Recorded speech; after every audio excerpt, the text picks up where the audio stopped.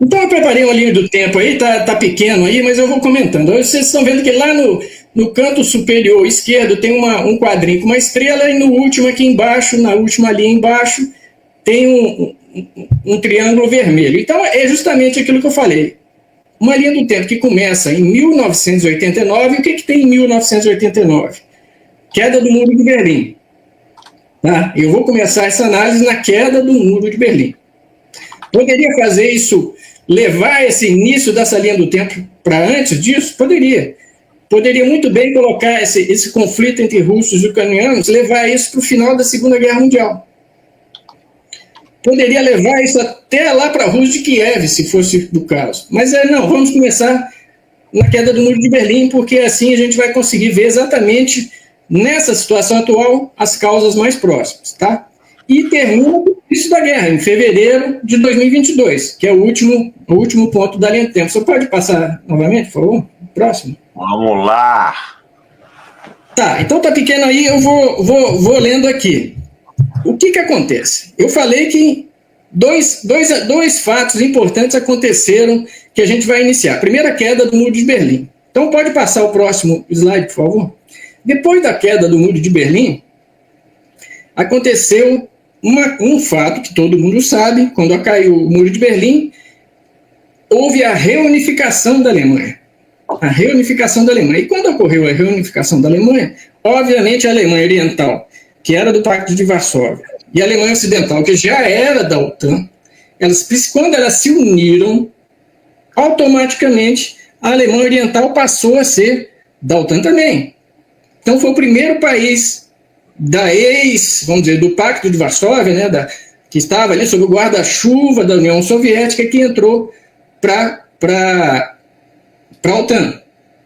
E qual foi a grande negociação que houve nisso? Por quê? O que tinha na Alemanha Oriental? Tinha milhares de soldados russos. Berlim era uma cidade administrada pela União Soviética. Pelos russos não, pela União Soviética. Não falei russo aqui erradamente. A União Soviética, porque tinham ucranianos também, tinham georgianos, era a União Soviética nessa época. Mas isso já estava no final da União Soviética. Então, o que aconteceu? George Bush pai, e James Baker, que era o secretário de Estado, eles fizeram uma promessa, uma garantia para a União Soviética, que depois essa garantia foi retransmitida para Boris Yeltsin, porque logo depois a União Soviética acabou, e essa garantia foi retransmitida para Boris Yeltsin. E qual foi a promessa que eles fizeram? Nós estamos incorporando a Alemanha Oriental e a OTAN não vai dar nem um passo para leste, nem um centímetro para leste.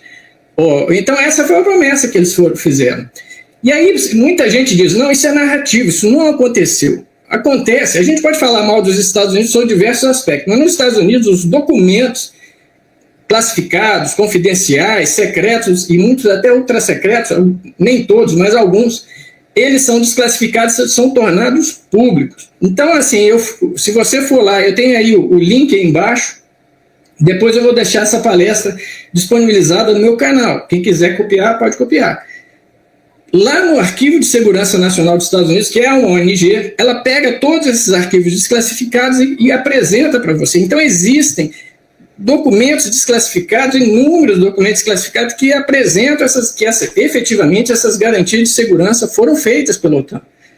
Por James Baker, como eu falei, por George Bush pai, por Helmut Kohl, pelo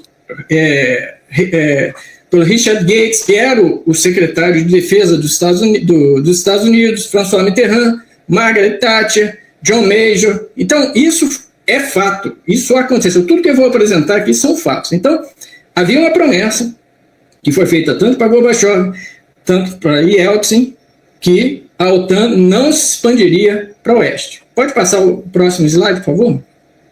Vamos lá. Estou falando de fevereiro de 1990. Vamos para o próximo evento que vem logo a seguir. Pode passar novamente? Que já estamos em 16 de julho de 1990, ou seja, em fevereiro, houve a queda do Muro de Berlim em novembro de 89, houve a promessa de que a Alemanha Oriental seria a única expansão da OTAN, tá? E não teria 8, isso foi em fevereiro, e em julho de 1990, houve a declaração de independência da Ucrânia. E essa declaração de independência da Ucrânia, a Ucrânia foi um dos primeiros países a ficar independentes da União Soviética, ao lado dos países bálticos, né, Estônia, Lituânia e Letônia. A declaração de independência da Ucrânia, ela estabeleceu algumas cláusulas pétreas que foram para a Constituição ucraniana. E uma dessas cláusulas pétreas dizia o seguinte, é o que está aí: a República Socialista Soviética da Ucrânia declara solenemente sua intenção de se tornar um Estado permanentemente neutro. A Ucrânia foi criada para ser um Estado neutro, que não participa de blocos militares e adere ao princípio do desarmamento nuclear, ou seja, ele aderiu ao princípio de que não seria um país nuclear por ocasião da sua independência, 16 de julho de 1990. Isso foi para a Constituição como cláusula pétrea. Tá? Então muita gente diz, não, mas a Ucrânia sempre desejou entrar para a OTAN. Isso é mentira. Declaração de independência da Ucrânia, isso eu tirei, tá? O link embaixo, tirei do site do parlamento ucraniano.